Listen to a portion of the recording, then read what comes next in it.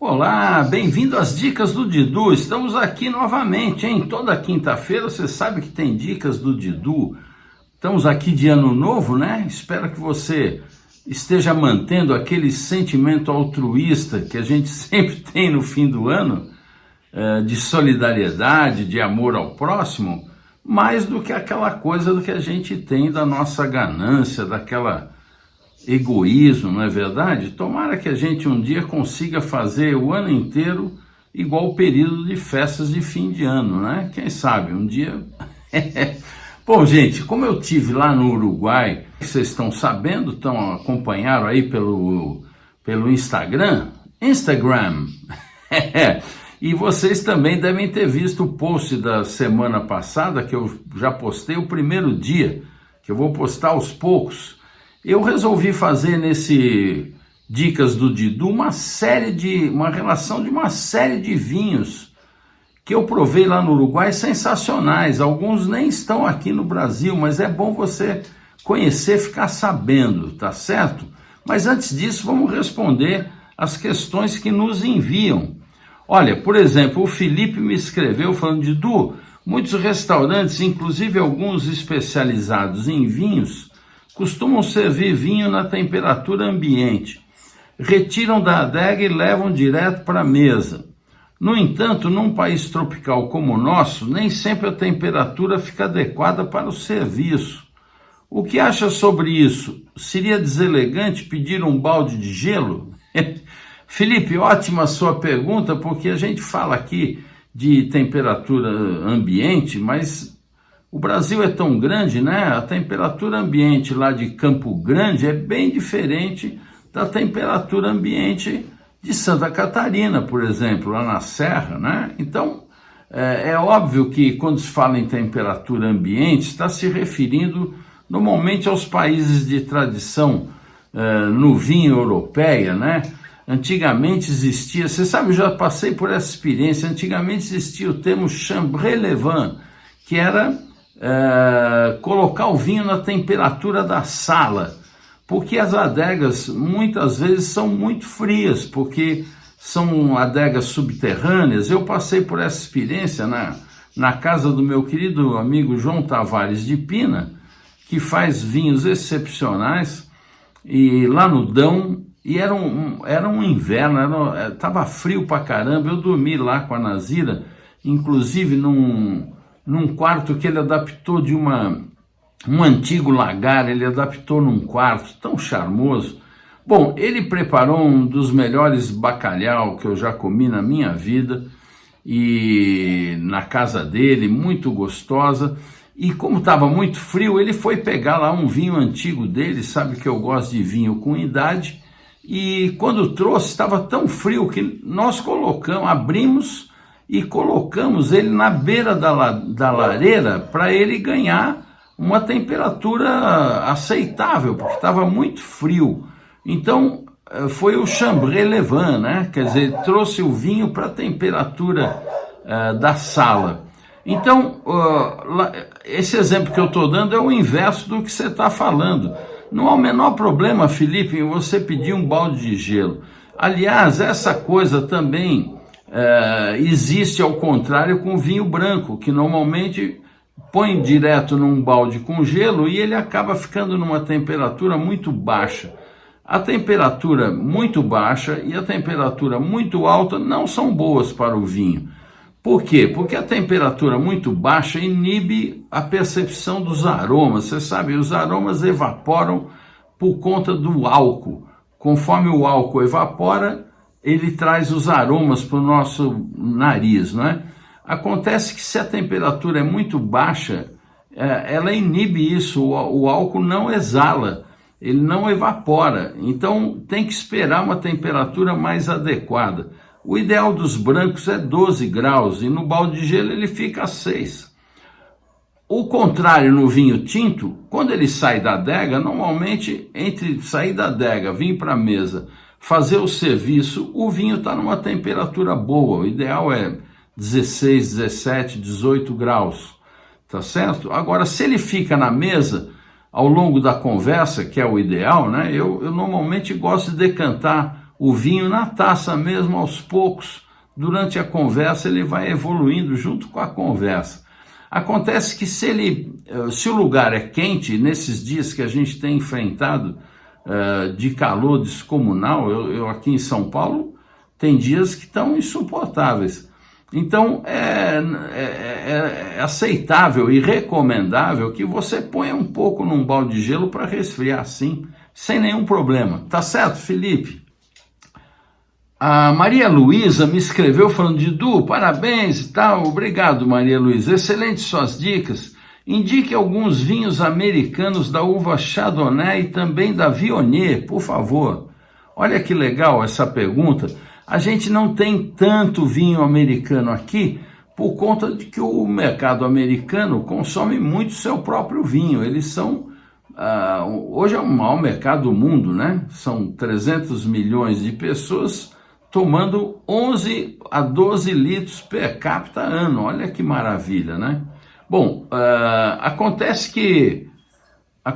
que como eles consomem muito vinho lá, exportar fica meio caro, eles não têm o foco muito na exportação. Mas existe uma coisa ou outra, Mistral tem sempre, como tem vinho de todo lugar e vinho de muito boa qualidade, eu descobri algumas coisas lá, Maria Luísa, que eu vou indicar para você. É o caso do Caimus Mer Soleil, por exemplo, delicioso Chardonnay fermentado em barrica de carvalho francês. Ele ainda fica 10 anos em contato com as leveduras. Você pode imaginar o que é isso? Uma cremosidade, um vinho suntuoso, amanteigado, com 14,5 de álcool, ou seja, tem potência, estruturadão, custa R$ 552,18 na Mistral. Você tem também, pouca gente conhece, mas o Domaine Joseph Drouhin, ele tem no Oregon, e eles fazem lá o Dandy Hill Ava Arthur, ou Eva Arthur, não sei como é que se diz corretamente esse nome. É outro Chardonnay maravilhoso, elaborado pela Veronique Drouhin. Custa R$ 496,91 lá na Mistral. Eles têm também o Morlet Family Vineyards, o Maduce 2015, dessa Forlet Family Vineyard, custa R$ 1.321,04. Olha, excelente, elegante, sedutor, aromas de limão, laranja, creme brulee, é uma sedução esse vinho lá na Mistral. A Mistral tem também o Ridge State Chardonnay 2018, também 100% Chardonnay, 828,55. Esse vinho vem de uma parcela especial do vinhedo Monte Belo em Santa Cruz Mountain, dessa Ridge State, né? E olha, falando de Viognier, eu não achei um Viognier 100% e não me lembro de ter tomado um Viognier em pureza americano. Mas tem um vinho que eu adoro, que você encontra lá na Mistral, onde o Viognier participa com 44%. Ele tem também Marsanne 29%, olha que legal, Grenache Blanc 19% e Roussanne 8%. Que tal? Eu estou falando desse Tablas Creek, o Côte de Tablas Blanc 2019.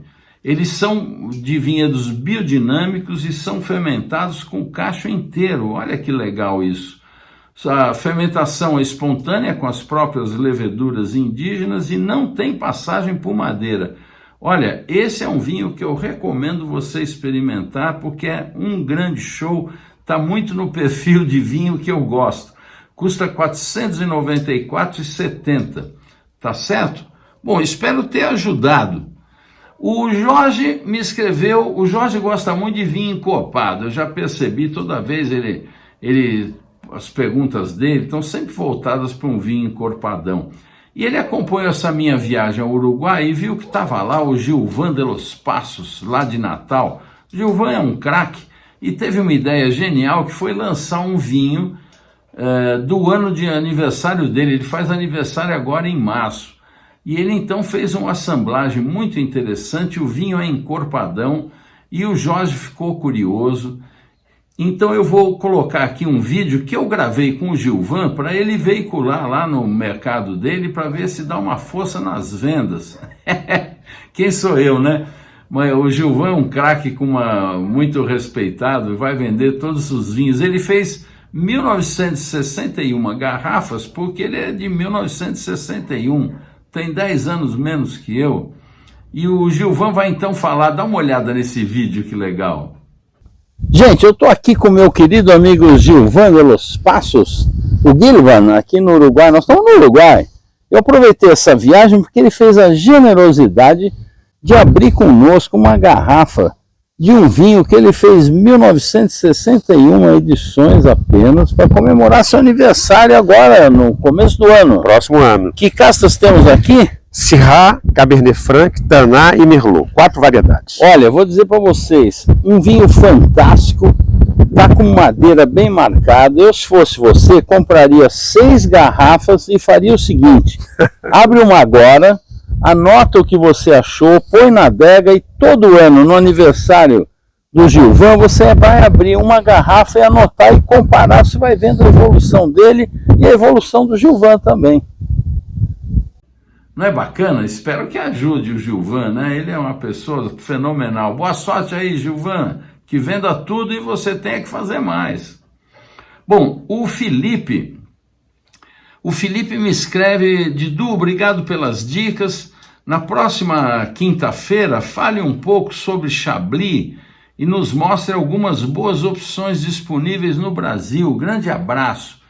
Olha, Felipe, você sabe que uma das viagens mais legais que eu fiz na minha vida foi para Chablis, certamente, a convite da Associação dos Produtores.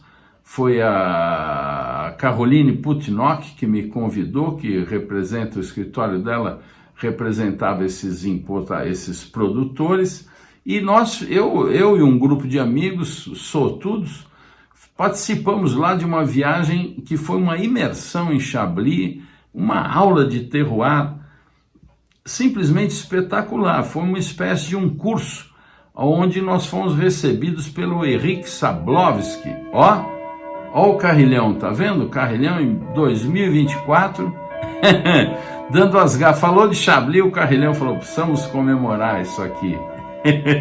Bom, algumas coisas muito interessantes de Chablis, como a questão que agora está tão em moda, todo mundo tem uma micro parcela, um micro terroir, todo mundo está agora descobrindo em seus bons terroirs pequenas parcelas que são diferentes. Bom, em Chablis já se sabe disso há séculos. Eles chamam inclusive lá de climat, um termo que há pouco tempo se discutia muito, muita gente não entende o que é climat. E o climat é uma especificidade de um terroir. Dentro de um mesmo terroir você pode ter essas manchas com um subsolo diferente, e às vezes a própria inclinação diferente, e às vezes a própria idade do vinhedo diferente, que dá uma diferença brutal dentro desse terroir. Isso chama-se climat.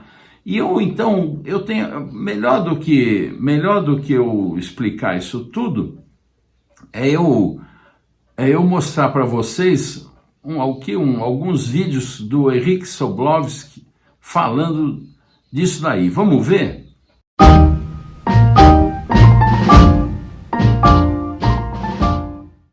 Un petit Chablis ne pourra jamais dépasser un Chablis. Je vais lui dire, il ne faut pas oublier en Bourgogne le grand mot. Le grand mot, ça c'est terroir. Terroir, c'est quoi? Terroir, c'est un sol, une exposition, une histoire. Donc c'est l'homme qui est là. Et ce que l'homme en a fait. L'homme est toujours partie prenante de cette création. Então, aqui na Bourgogne, quer dizer, a grande palavra que tem importância máxima é a palavra terroir, essa palavra intraduzível, que são 3 elementos, né? Quer dizer, que é um solo, uma exposição ao sol e o homem, quer dizer, uma cultura, uma história. Voilà. Et donc, comme les hommes ne sont pas tous égaux en possibilités, eh ben parfois, c'est vrai, un très bon vinificateur produira un petit chablis qui sera sinon l'égal, voire supérieur à un mauvais chablis. Mais ça, c'est la nature humaine, c'est valable pour, j'allais dire, beaucoup d'appellations. Mais au niveau réglementation, un petit chablis sera toujours le premier et le plus bas dans la hiérarchie. Il ne sera jamais classé au-dessus d'un chablis. Então, como os homens são diferentes uns dos outros, pode ser que tenha o caso de um produtor, um excelente produtor, faça um petit chablis de uma excelente qualidade, que seja melhor do que um chablis ruim de um mau produtor que trabalhou mal, certo? Mas isso é uma questão, é o aspecto humano que intervém. Do ponto de vista da regulamentação, da legislação, isso o petit chablis está sempre na entrada da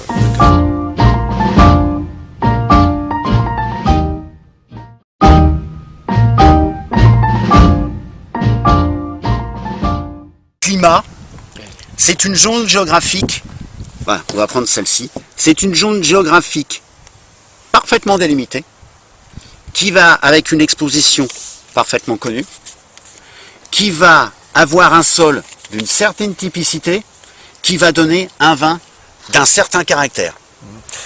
Bourgogne, c'est la même chose. À Chablis, un climat, donc là on va parler des premiers crus, hein, on est sur des coteaux, on est sur du chiméridien. Ces climats de premiers crus peuvent être d'un sol tenant, comme ici. Vous voyez, il y a un sol tenant ou un assemblage, un regroupement de différents premiers crus, de différents climats. Então, o primeiro cru que vai ser então assentado nesse clima, ele pode ser, como nesse caso aqui, uma coisa inteira, ou pode ser, como nesse caso aqui, composto de dois climas diferentes, separados. Chablis, c'est 40 climats ou lieux-dits référencés en premier cru. Il y en a 40. Então, no caso, em Chablis tem 40 climas referenciados, né, com um nome. Voilà. No próprio MER. Donc c'est des premiers crus. 40 lieux-dits référencés en premier cru. Il y en a 40. Il y a 40 climats ou lieux-dits référencés en premier cru. Donc vous avez, pour des commodités de commercialisation, en 1938, l'INAO a autorisé le regroupement d'un certain nombre de climats entre eux pour former ce qu'on appelle un climat principal, un main premier cru, un nom principal. Et on en a 17. 17 premiers crus, dont certains. Côte de l'Éché est unique. Vaillon est un regroupement de 8 sous-climats ou de climats, ou les 8 lieux-dits. Montmain, il y en a 3. Montée-de-Tonnerre, il y en a 1, 2, 3. Les Vaux-Laurent, il y en a 1, 2, 3, 4, 5. Vous voyez, il y en a certains qui, il y en a 1, 2, 3. Là où on est, il n'y en a qu'un. Et donc on a 17 premiers crus principaux. Então, são 40 climas, né? 40 climas ligados a uma denominação, mas para facilitar as coisas, em 1938, esses 40 foram agrupados em 17 denominações principais. Por isso que daí se fala de 17 premier crus. Esse clima, ou subclima, ou lugarejo. Qui peuvent être mélangés entre eux pour obtenir un premier cru avec un nom principal qui est Vaillon. Então podem ser misturados todos para produzir um premier cru que vai chamar. chamar. Pode querer também colocar, por exemplo, um desse aqui. Ele pode também escrever, né? Voilà. Alors je vais y arriver parce que dans mon petit, il faut y aller progressivement parce que c'est vrai que c'est un peu. Vous avez un peu entendu plein de choses. O que mais tem clima é o Vaillon. Ou tem algum que tem mais que Et ele? c'est celui où on trouve le plus grand nombre de climats, c'est Oui. le Vaillant. Com seis, com seis. E me explica clima. O que é o clima? clima? Isso, teve um curso lá. Explica o que é o que é o clima. clima? Alors, est-ce Non, que non vous è pouvez clima, è reprendre clima. donc la- Eh. Non, è climat. Ele explicou, ele Não, explicou. eu sei, eu aprendo. Est-ce que vous pouvez reprendre la définition d'un climat donc. Un climat, c'est une zone géographique délimitée, Um clima é uma zona geográfica delimitada, avec une orientation, com uma orientação, avec une composition du sol particulière, com uma composição do solo particular, qui va donner un vin, généralement de qualité, un peu, parce que c'est souvent sur les premiers coups, mais de qualité suffisamment identifiable pour être séparé des autres. e que vai dar um vinho de qualidade suficientemente identificável para ser distinguido dos outros. Mas a insolação e o vento também, o direcionamento. Conjunto, né? Subsolo, clima, Tem um subterrâneo dentro de um terreno maior. Vous voyez, ce qui est repérable surtout, c'est que vous voyez que No terroir tem a ideia da cultura. c'est E no clima, parfaitement délimité. C'est-à-dire que le Vaillon, il ne va pas là, il n'est pas là, il est juste délimité. Il n'y a que cet endroit-là qui peut produire un vin qu'on appellera Vaillon. On ne peut pas l'appeler là. O segredo é Quer dizer que é uma área delimitada que só a uva que vem daí que vai poder. Mas um produtor de Vaillon que esteja em Lely, ele pode pôr no rótulo dele Premier Cru Lely ou não? Alors, oui, j'ai compris la question. Je vois bien la question arriver. Pourquoi, quand l'INAO en 1938 crée cette possibilité de regroupement, le but est de faciliter la recherche du consommateur et de ne pas noyer les consommateurs avec des noms produits en petite quantité qui, perdraient le consommateur. Parce qu'il y en avait en total avant 79. On est redescendu à 40.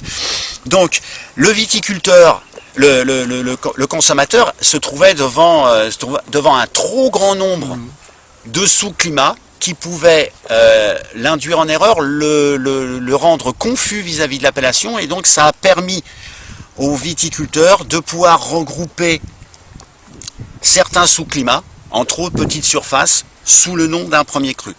Mais le viticulteur a la possibilité de produire les raisins issus d'une parcelle, par exemple, si les vignes sont les lys, il a le droit d'écrire sur sa bouteille deux choses, soit Vaillon, soit les lys. Si les raisins ne proviennent que de la parcelle appelée les lys. S'ils mélangent les lys et les épinotes, c'est automatiquement un Vaillon. Tá claro. Perfeito. Voilà. On rentre dans la magie bourguignonne, c'est-à-dire que le chiméridien n'est jamais homogène. Parfois, il va être un peu plus calcaire, parfois, il va être un peu plus argileux, parfois, il va être un peu plus marneux.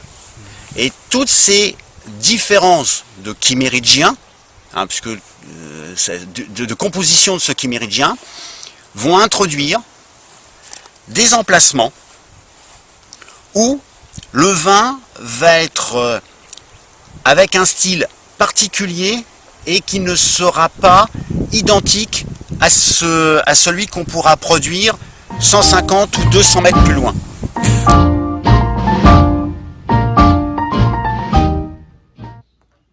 Não é demais, Felipe? É muito conhecimento, muita informação. Eles estão muito à frente. O pessoal de Chablis é um show. E você sabe que eu visitei lá um produtor, que é o Jean-Paul e Benoît Drouin, esse cara é muito interessante. Tem vinho dele aqui no Brasil, depois vou botar aí na relação para você, Felipe. Mas eu quero colocar um vídeo aqui, onde ele mostra, é sensacional, porque eu não sabia disso, mas em Chablis, parece que em toda a Borgonha é assim, mas em Chablis, esse Jean-Paul Drouin, ele tem a propriedade dele na cidade, que é é a sua adega, a sua casa, um palacete muito bonito. E o subsolo, ele tem o subsolo de toda a cidade. Ou seja, são duas escrituras.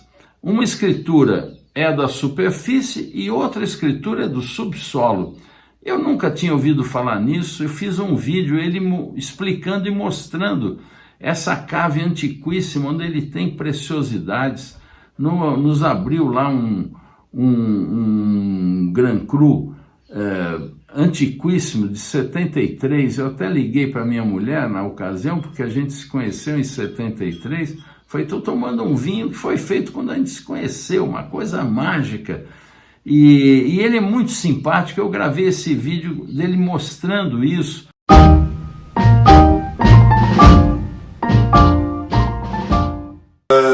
Non pas pour après en vendre, hein. C'est ici on rentre vraiment dans une cave de vieillissement personnel qui sert en fait de vinothèque.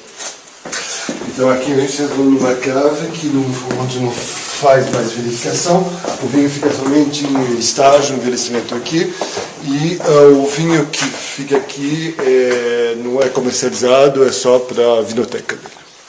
Vous faites des assemblages plus récents, ça a été fait exactement comme ça aurait été fait il y a 2 siècles. C'est-à-dire la pierre a été taillée sur place et ensuite assemblée tout en clé de voûte.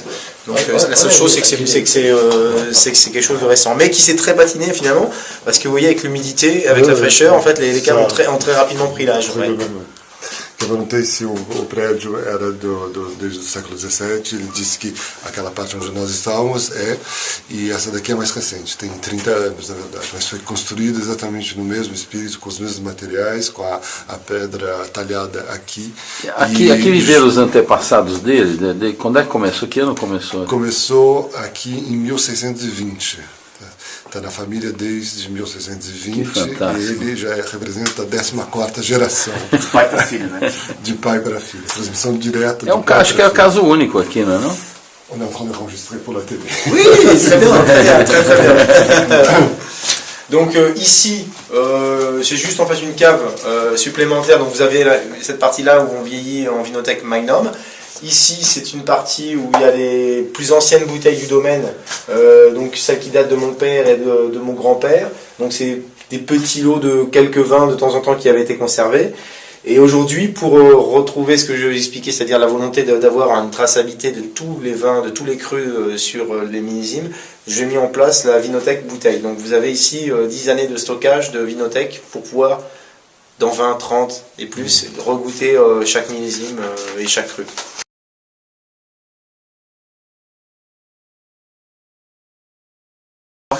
Pois é. Já chegamos no Regardez hotel. quelques lots, mais c'est pas le bon endroit pour moi. J'ai tout doucement, j'ai tout bougé les vins parce que c'est trop chaud ici. C'est plus pour vinifier. Donc ici c'est une cave, voilà pour. C'est Je mets souvent une dizaine de boire. C'est plus c'est la cave plaisir ici pour les 3e mi-temps de rugby. É uma capela. Nós estamos embaixo da prefeitura, não? Esse aqui é uma cave que ele veio com os amigos para beber. Ele disse que é para o terceiro tempo do jogo de rugby. Porque eles jogam muito rugby. C'est pas pour déguster, c'est pour boire. Aqui não é para fazer degustação, é para beber. À l'époque par mon père, avec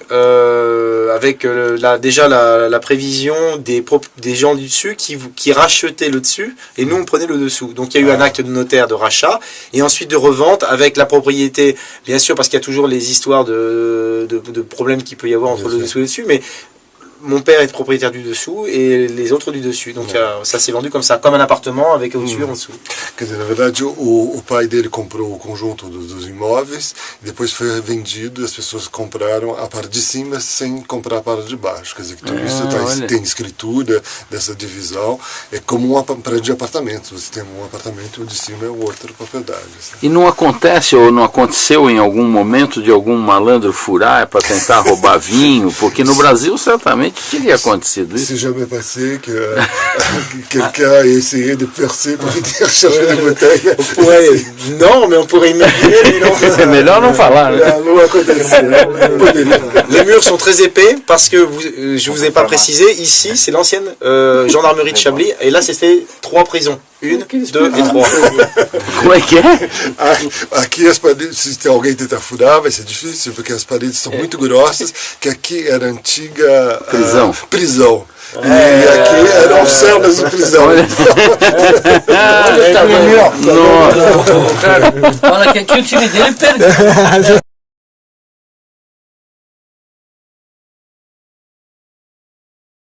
C'est un terroir très au nord de la Bourgogne, donc il donne des vins très frais, mais souvent avec beaucoup d'acidité.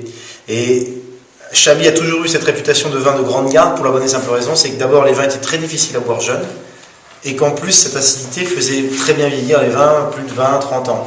Je vais déjà vous laisser parler de ça. Então, Chablis, nós estamos no norte da Borgonha, então desde sempre foi vinhos que tiveram a reputação pela sua acidez, e a acidez faz com que eles sejam difíceis de serem bebidos jovens e ao mesmo tempo que eles possam ser guardados durante muito tempo. Isso sempre foi a reputação. Et donc c'est vrai qu'aujourd'hui, avec le changement climatique, les vendanges se sont rapprochées, on est aux vendanges de plus en plus tôt, on a de moins en moins d'acidité, ce qui fait que les vins sont toujours des vins de grande garde, peut-être un peu moins qu'à l'époque, c'est logique puisqu'il y a moins d'acidité. Par contre, les vins, le grand avantage, le grand intérêt, c'est qu'ils se boivent beaucoup plus facilement jeunes. Et il se trouve que les gens ont pris goût à boire les vins jeunes parce que souvent les cuisines demandent des vins avec beaucoup d'acidité, beaucoup de minéralité. Et même si un Chablis est magnifique quand il vieillit, les gens se font quand même plaisir avec le vin jeune et ne veulent pas prendre le temps ni le risque d'attendre.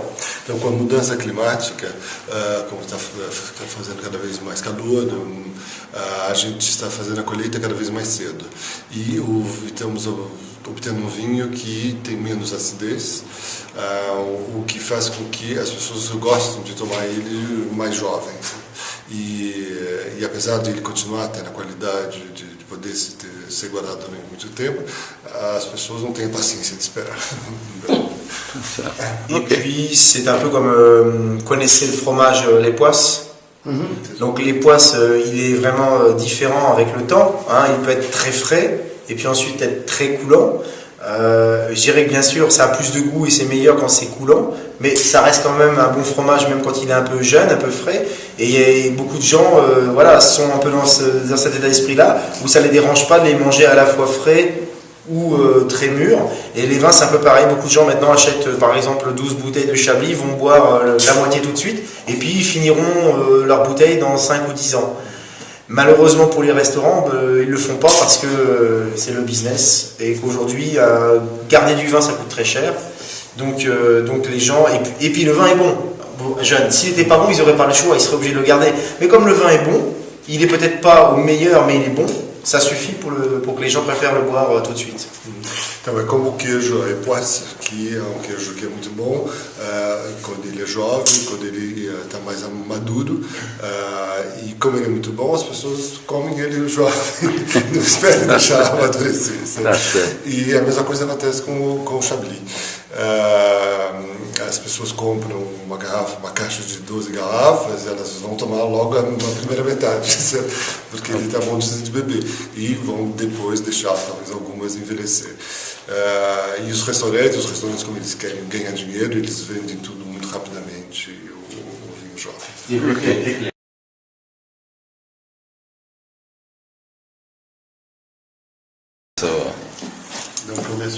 Alors là c'est un Valmur 92, donc 20 ans. Et là ça sera un Grenouille 73. Esse é o Grenouille 73. Merci beaucoup, Benoît.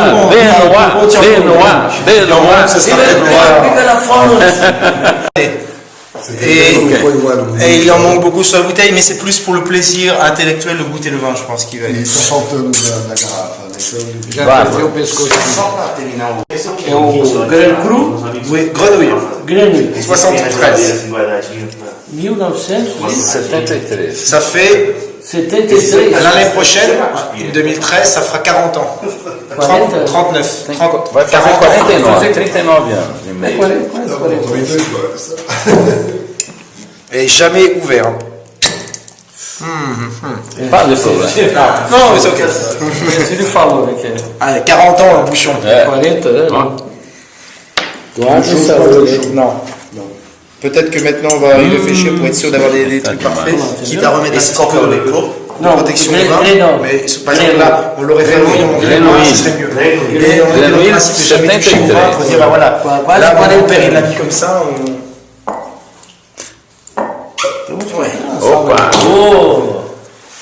pas au restaurant des vieilles bouteilles, mais on peut en trouver encore dans les caves. Você encontra ainda nas caves. 73, na cave dos proprietários elegantes, diga aí. Essas folhas elas nunca ficam trocadas. Quando você depois ela 2 semanas, ela entra em qualquer Par contre, c'est vrai que le rouge.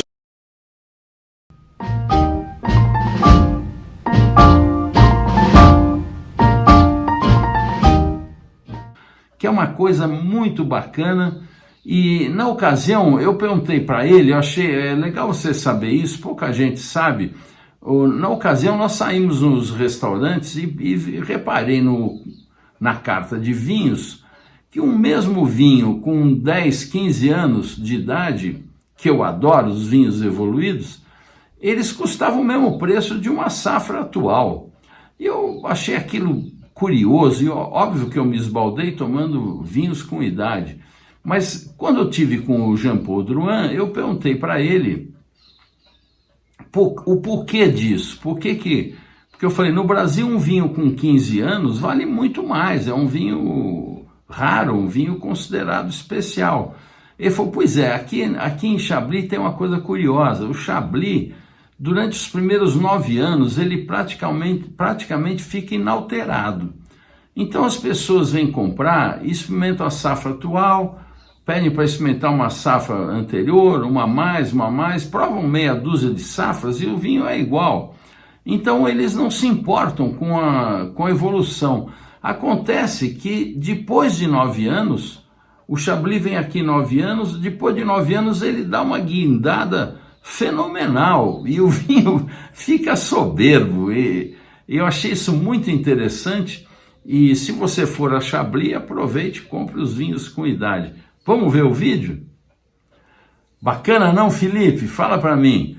Isso foi um privilégio. Poxa, o mundo do vinho me deu tanta alegria e a possibilidade de fazer amigos em toda parte e ganhar muito em cultura. Bom, eu vou selecionar aqui algumas coisas para você. Por exemplo, o Chablis 2022 do Domaine Gouthieron, R$290 lá na Delacroix, uma delícia. Na 20 Vinhos você tem o Chablis Saint-Pierre 22 do produtor Reignard, 627,36, 20 vinhos. Você tem também o Chablis Grand Reignard 2021. Olha só essa garrafa, gente, que espetáculo. Ele reproduz as garrafas utilizadas no século XVII. Olha que demais. Esse daí custa R$ 878,85 e vem de vinhedos de mais de 30 anos. Aquele Jean-Paul Drouin que eu lhe falei, da visita, você encontra na Mistral. O 2018, por exemplo, custa R$ 541,13. Já o Chablis Grand Cru Vaudézy 2020 custa R$ 1.491,83. E tem também o outro Drouin, que esse Drouin é com H, o outro é Drouin sem o H, é Drouin, né? O outro é Drouin. Esse Joseph Drouin, que é um craque, tem o Chablis AOC Reserve de Vaudon. Esse Reserve de Vaudon 2020 custa R$ 519,02. Vinhedo de cultivo biodinâmico, uma propriedade da família Drouin em Chablis, e é vizinho dos Premier Cru Montet de Tonnerre e Monte de Millier. Na Premium Wine está para chegar o delicioso Jean Collet, um Chablis 2021 na faixa dos R$ 400. Vale muito a pena. E também na Premium está para chegar o Maison Roche de Belaine Saint-Aubin Premier Cru em Remilly 2017. Custa R$ 1.263. Bom, espero ter te ajudado aí falando um pouco de Chablis. Bom, o Fabiano me escreveu perguntando a respeito da última mulher no rótulo do Zapata. Eu tenho um aqui, dá uma olhada, esse rótulo certamente é o rótulo mais bonito que existe, né, gente? E ele conta a história toda da saga da Taná. E ele se refere a essa última mulher no rótulo, que ele me pergunta se seria a Angélica, se essa seria a reprodução da Angélica. Mas não é, Fabiano, não é. A Angélica Zapata, filha do Lorenzo e da Nicásia Zapata, de uma tradicional família argentina, que remonta aos tempos coloniais da Argentina, casou-se com Domingo Vicente Catena. Essa razão de chamar Catena Zapata, né? Zapata vinha dessa Angélica Zapata. O filho dela, com o do Vicente Catena, é o Nicolás. O grande Nicolás Catena, o grande nome da Argentina, esse homem fabuloso que tem uma família maravilhosa, com a minha querida amiga Laura Catena, sua irmã maravilhosa Adriana, e do Ernesto Catena, que é um outro craque aí no vinho, tá certo? Bom, o que acontece? A última mulher do rótulo, na verdade, não é a Angélica. A última mulher do rótulo é a Adriana. Na verdade, a Adriana, se você falar com a Adriana, ela vai dizer que é a Laura. E se você falar com a Laura, ela vai dizer que é a Adriana. E a história é a seguinte: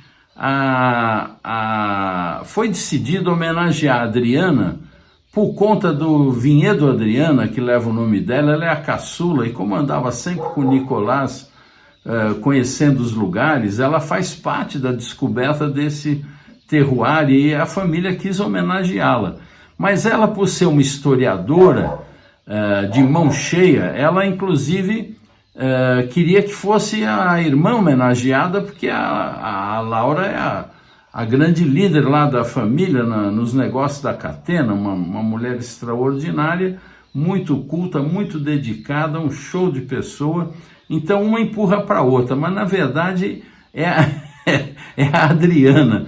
Aliás, você sabe que o marido dela escreveu uma peça de teatro sobre esse rótulo, porque o rótulo conta a história toda da saga da Malbec, né? Desde a filoxera, passando pelos reinados. Então, quando teve agora o 50 Best Vineyards, o ano passado, eu tive a honra de ter sido convidado pela Catena para acompanhar a festa.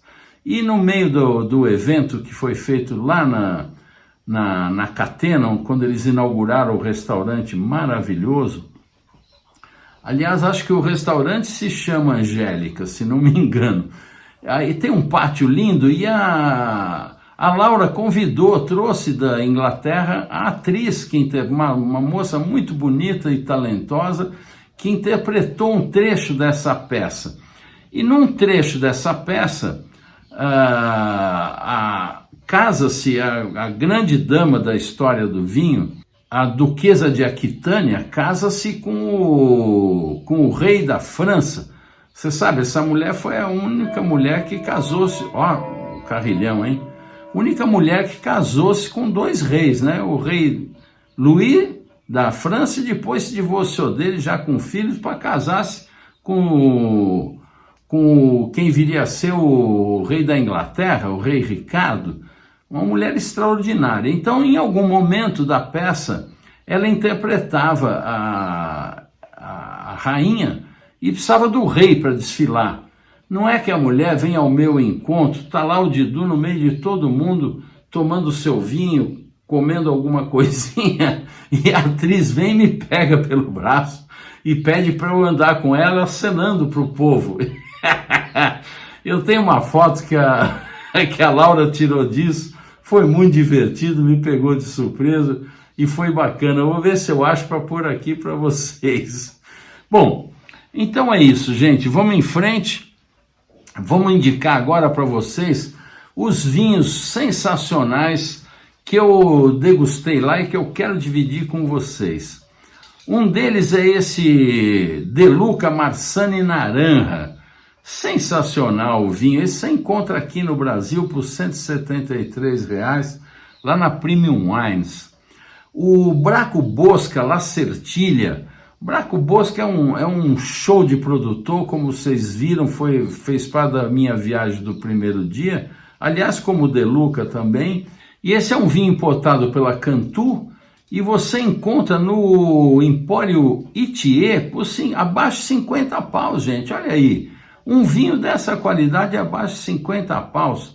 Bom, o Braco Bosca tem coisas maravilhosas e vinhos de outros valores premiadíssimos. O Cabernet Franc deles, que beira aí os R$500, é um vinho super reconhecido, já foi eleito o melhor vinho pelo Descorteados, um espetáculo. Eu indico também o Gran Tanacito da Casa Grande, um espetáculo de produtor. Vocês devem ter visto também, fazia parte do meu primeiro vídeo, do meu primeiro dia no Uruguai, bárbaro. O Taná Suelto do Projeto Nacal, fermentação espontânea, um Taná puríssimo, show. O Bizarra ânfora natural do Juanicó, da família Deicas, uma delícia de vinho. Tem também o Pisano Cisplatino Albarinho, um lançamento, já está no Brasil, um espetáculo de vinho, que eles têm esse vinhedo plantado já há 5 anos e agora chegou no ponto de fazer o vinho. Tem o Sangiovese da Vinha Progresso, um espetáculo de vinho que merece você conhecer. Tem o Manseng Noir da bodega Cerro Chapéu. Olha, eu tenho inclusive um vídeo do Francisco Carral, que é um estudioso, um craque, professor da universidade, um pesquisador, um especialista na coisa das leveduras, e ele conta que esse Manseng Noir seria a irmã ou a mãe da Taná. Quer dar uma olhada no vídeo? Olha que legal. Manseng Noir. Se sabe que son hermanos, pero no se conoce a la madre. Estamos en búsqueda de la madre. Pero sabemos que la mitad de su genoma es igual al Taná. Y hay solo 2 cepagens de todas las que ustedes conocen en el mundo, de 3.000 variedades de cepagens que se conocen, hay solo 2 que son parientas del Taná. Arinarnoa, que acaban de probar, que es un cruzamiento hecho por un viticultor francés, Durquety, en 1950, y es un cruzamiento Cabernet Sauvignon Tanat. Ese, digamos, es conocido porque se hizo a propósito, ¿no? Es un cruzamiento hecho en vivero, ¿no? Okay. Vieron que no es un cruzamiento genético raro, es simplemente sexual. El polen de una planta va a la otra y fructifica. Y se hace un cruzamiento. De esas plantas cruzadas, Durquety eligió el Arinarnoa y es ese primer vino que probaron, que es Cabernet Sauvignon Tanat. Este es el otro cruzamiento, pero que este es nativo. No sabemos, hace 2000 años, se puede haber hecho hace 1000 años, no se sabe cuándo. Y sabemos que es Manseng Noir Tanat y nos falta la tercer pata. Porque en plantas vendrían a ser madre o padre, no importa. Esta cepa había 2 hectáreas en toda Francia y en la colección del INRA de Montpellier había 10 plantas o algo así, que entra en el análisis genético que se hizo en el 2013-2014 y ahí surge de que la única que tenía parentesco con Taná nativa, no el Arinarnoa, era Manseng Noir. Y había 2 hectáreas y unos plantadores de ahí de la región donde estuviste tú, sudeste de Francia, que al lado de Madirán, por ahí alrededor, les plantaron el año 2021 50 o 60 hectáreas. Y es una cooperativa, Plaimont se llama, y tienen 5.000 hectáreas de viña y plantaron 60 hectáreas porque dicen que el Manseng Noir va a ser el cepagen menos alcohol que el Tanat y no sé qué y no sé cuánto, y lo arrancaron hace muchos años porque tenía bajo alcohol, no maduraba mucho.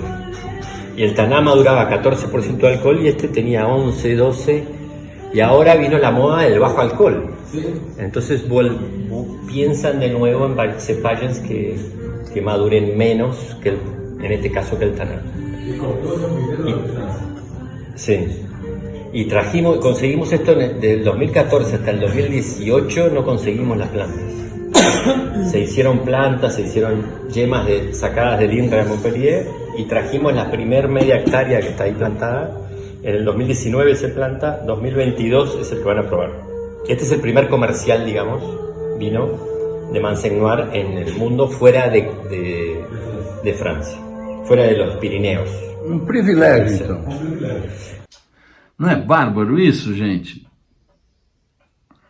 Tem o Juan Carral Reserva Petit Mansang. É o máximo. Esse Petit Mansang do Carral é um dos grandes vinhos do Uruguai, um espetáculo de vinho. E eu tenho aqui o próprio Carral que nós visitamos falando dessa uva. Vamos ver? Quando se trouxeram as primeiras mudas de Petit Mansang, que eu sou amigo de dois produtores importantes de Madirán, e então quando eu fui, nós tínhamos a ideia de produzir um branco da mesma região para acompanhar o Tanat, que não tinha aqui no Uruguai. E falei com Alain Beaumont, que é Chateau Montuz, é muito amigo, agora já está velhinho, mas eu fui convidado para a inauguração do Chateau Montuz. Que bacana! Que foi uma festa muito importante. E ele tinha um Chateau Buscazé, que ainda tem os dois. E o Javier apresentou ele para a Adolar e começou a trazer o... É mesmo? Ele que apresentou para a Adolar? que traz, E depois, a única vez que ele veio no Uruguai, estávamos almoçando aqui um churrasco com ele, a senhora dele e o encargado dos vinhedos, o encargado da vinícola, eram 4 pessoas, e avisaram pelo telefone que o pai estava muito grave e que voltar para a França, e faleceu o pai 2, 3 dias depois disso. E o outro que eu consultei foi François Laplace, que é o Chateau d'Ailly, que é muito menor de tamanho. Também Madirán. Também Madirán. E entre eles não se leva muito porque é normal. São concorrentes. Concorrente. Não são colegas. Mas são amigos os dois. Comigo são amigos. Ótimo. Eu consultei qual dos dois do uva branca seria melhor para acompanhar e produzir um vinho de alto nível de Madirán. E os dois me confirmaram Petit Manseng, que é uma variedade resistente a botrytis, que dá muito bom grado de açúcar. E dá vinhos doces também na divisa, bem na divisa com a Espanha, os vinhos doces do... Como é que é aquela região lá do... Que é de Petit Manseng. Sim. Na Espanha? Não, na França mesmo. Basco, sim, mas na França mesmo, no sudoeste ali, nos Pirineus, fazem vinho doce com Petit Manseng e Gros Manseng também. E Gros Manseng, mas ele me disse que Petit Manseng era muito superior ao Gros Manseng. Para produzir vinho de qualidade. Ok. Lá se utilizava muito para ser vinho doce, como eu também me esqueci do nome. Eu vou olhar aqui. Jurançon, que é perto do Madirán e que é ali que nasceu a Taná, né? Também com esses cruzamentos naturais nasceu a Taná. Com a maçã no ar também, que é parente também. E quase todas as variedades que a gente conhece. Mas aí o vinho Petit Manseng, normalmente, numa uva branca, você ter 14 graus todos os anos. Impressionante. Não é possível. Mas eles paralisam a fermentação para manter o vinho doce. Mas nós mudamos, fizemos um sistema de elaboração tradicional com fermentação em barrica e com batonagem durante 6 meses, 8 meses, e depois vai para a garrafa. E é um vinho que, se vocês degustaram, tem muita Muito fino. manteiga boa. Nossa, untuoso. montuosidade incrível, tem densidade, né? Mariscos, peixes, condimentados mesmo, porque ele aguanta. Certamente. Bom, eu tenho 2 vinhos do Pablo Falabrino para indicar que são o máximo. É o Barbera Especial, maravilhoso, e o Almassur Fer. Almassur Fer, é surfer, porque ele é surfista, né? Um dolcetto. Gente, 2 vinhos para tomar de garrafão, um espetáculo, o talento do Pablo Falabrino. Queria indicar também o Ciel Sauvignon Blanc Túrbio, da Vanguardia Atlântica Gourmet. Maravilhoso, produtor novo. O Finca Las Violetas, de Chardonnay, Sauvignon Gris e Albarinho. Espetacular, essa Finca Las Violetas também é novo produtor. Tem o Criado em Roble Chardonnay, do Montes Toscanini, um vinho encorpadão, estruturadão, sensacional. Tem o Casa Taná 398, 100% Taná 2020, um show de vinho. Tem o Spinolio Tinarra Blend, que vinhaço, puxa vida. Tem o Pedregal Sangiovese da Antigua Bodega. Olha, a Antigua Bodega está fazendo coisas maravilhosas, viu, gente? Essa nova geração aí, esse Pedregal Sangiovese é um show de vinho, outro vinho que eu tomaria de garrafão. Tem o Marichal Periplo Corarre de Pinot Noir, um vinho maravilhoso que vale a pena você conhecer. Tem o Varela Zarrans Muscat à Petit Grain, espetáculo vinho, espetáculo mesmo. Esse é um vinho tradicional desse produtor, já desde a primeira vez que eu fui ao Uruguai, foi um vinho que me encantou demais. Tem o Pisot no Taná de maceração carbônica, você encontra lá na Gran Cru, um espetáculo de vinho. Tem o Garçom Petit Clos Albarinho Block 27, uma preciosidade de vinho de uma parcela específica que eles estão fazendo, esse Albarinho Block 27. Procure conhecer. Tem o Artesana Taná Edição Limitada. Esse Artesana é de uma parcela distinta, que tem muito cálcio e acabou mudando o perfil da vinha. Elas são meio nanicas, são quase em bucho, são quase de cabeça, como se diz, e dão frutos muito menores e muito diferentes. Eles fizeram um vinho específico de lá, vale conhecer. O Pinot Noir Ter Admirabilis, da Companhia Uruguaia de Vinhos de Mar.